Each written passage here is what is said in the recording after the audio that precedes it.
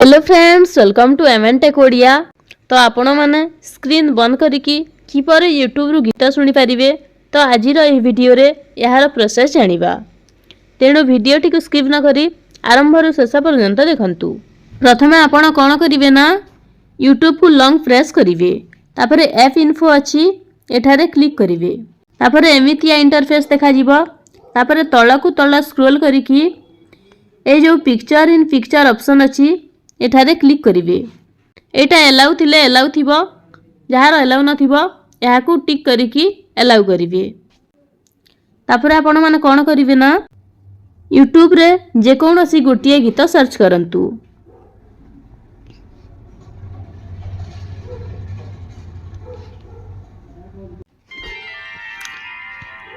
हमें तापरे गीत बंद करि देबा।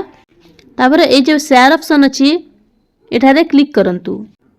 तापरे ए जो मोर ऑप्शन अछि एठारे क्लिक करिकी ए क्रोम को शेयर करंतु। टैप टू अनम्यूट अछि एठारे क्लिक करंतु। तापरे एठारे जो थ्री डॉट अछि एठारे क्लिक करंतु। डेस्कटॉप साइट को टिक करंतु। तापरे होम स्विच दबांतु। तापरे नोटिफिकेशन बार को ऑन करंतु। तापरे एठारे आपणकर गीत शो करूथिबो, एठारे गीत को प्ले करि दियंतु।